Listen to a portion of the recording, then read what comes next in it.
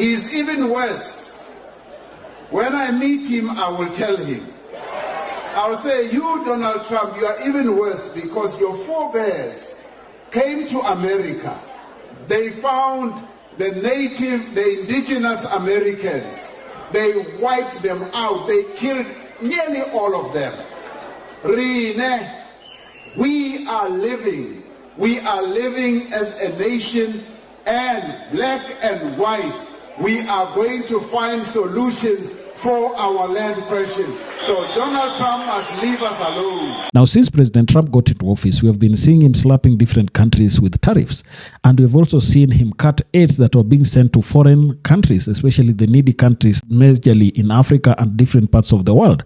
But then, in recent days, there's been this escalation of words between President Trump and South African government.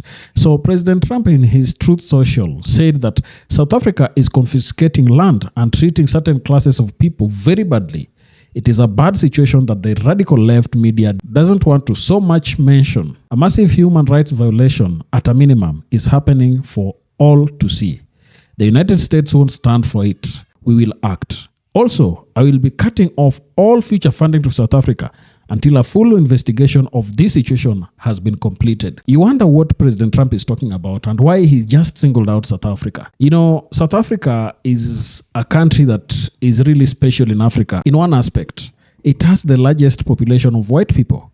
For instance, you know, Elon Musk, he is a South African, and he is an entrepreneur that is succeeding in the United States. However, his roots are in South Africa. His father is South African.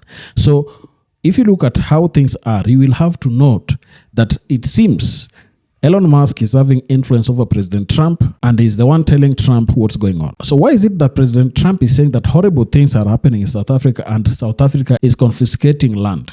South African President Cyril Ramaphosa last month signed a bill into law that allows the government, under certain circumstances, to seize land without any compensation. Even after 30 years of the end of apartheid, the black majority owns a little land in South Africa. Now, some reports say around 70% of the land in the country is owned by the minority white community. Pretoria argues the bill does not allow the government to expropriate property by force, but that has not convinced the critics. President Donald Trump has announced that he is cutting all future funding to South Africa as the country is confiscating land and treating certain classes very badly. Trump made the announcement on his social media platform Truth Social. He said South Africa is conducting a massive human rights violation. He later also spoke on the matter and said that the Ramaphosa government is in fact doing far worse and that his administration is carrying out a probe. Until that, all future funding to South Africa will be suspended. Terrible things are happening in South Africa. The leadership is doing some terrible things, horrible things. So that's under investigation right now. We'll make a determination. And until such time as we find out what South Africa is doing, they're taking away land, they're confiscating land, and actually they're doing things that are perhaps far worse than that. So I want you to listen to what President Cyril Ramaphosa, South African president, said with regards to what Donald Trump had said earlier. Listen. South Africa is our land. South Africa belongs to all the people who live here in South Africa. It does not belong to Donald Trump. He can keep his America. And Ene is even worse. He is even worse. When I meet him, I will tell him. I will say, you, Donald Trump, you are even worse because your forebears came to America. They found the native, the indigenous Americans. They wiped them out. They killed nearly all of them. Rine, we are living as a nation, and black and white, we are going to find solutions for our land question. So Donald Trump must leave us alone. He must leave us alone, Maori. When we were facing apartheid, when we were facing oppression, he was not here.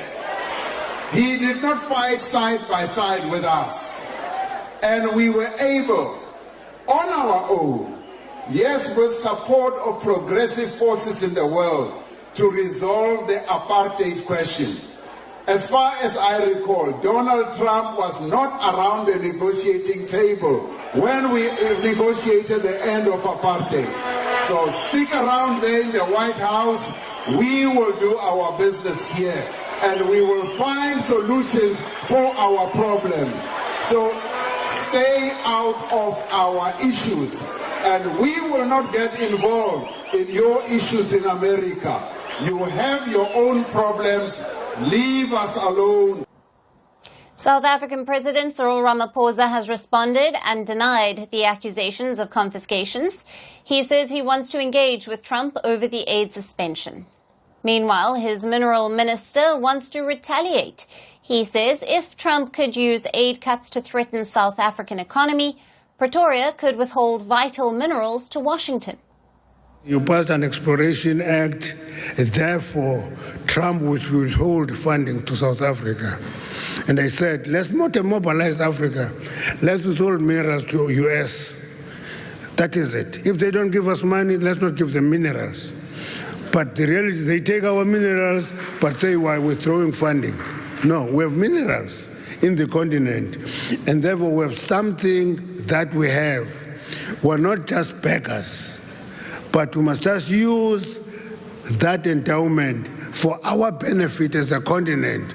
But if, as a continent, we are frightened, we fear everything, we are going to collapse, and will collapse with minerals at our doorstep.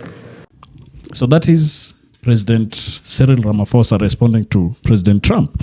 And I think he seems to have looked at how Trump is talking about everything and is just trying to be civil. However, he's reiterating there is no aid that is coming from United States that is going to South Africa. You know, South Africa has a lot of things going on. This issue of Expropriation Act is something that even Elon Musk is not happy about. You know, Elon also responded to this tweet that has just been sent, and what he was saying is that why do you treat other sections of the population differently? For this, he means that South Africa is treating white people very, very differently. So I think Trump is just being advised by Elon to really address this issue where whites in South Africa are afraid that if this Expropriation Act is implemented, then the land that has been captured by a lot of whites in South Africa is going to be taken away from them. This is something that I think we're going to see how it escalates. Another aspect of this war is the stance by South Africa in Israel-Gaza war. South Africa took Israel to the International Court of Justice, and here the ICJ gave rulings that were not in favor of Israel's stand over the war in Gaza. And this is something that has been a point of contention between South Africa and Israel. And you saw the other day, Netanyahu also had an engagement with Trump directly. So you never know what came out of these meetings. But I think we are yet to see how these issues are going to pan out. One thing we must note, United States has the capacity to really interfere with economy of South Africa in many ways. That is why President Cyril Ramaphosa must tread carefully and see how they are going to do this. But here, I guess it could be under instructions of Elon Musk, who is a white South African progressing and investing heavily in United States. Tell me down in the comment section what you think about this. And if you're watching us for the first time, don't forget to subscribe to our channel, like this video, and also share. Thank you, and may the good Lord bless you. Goodbye.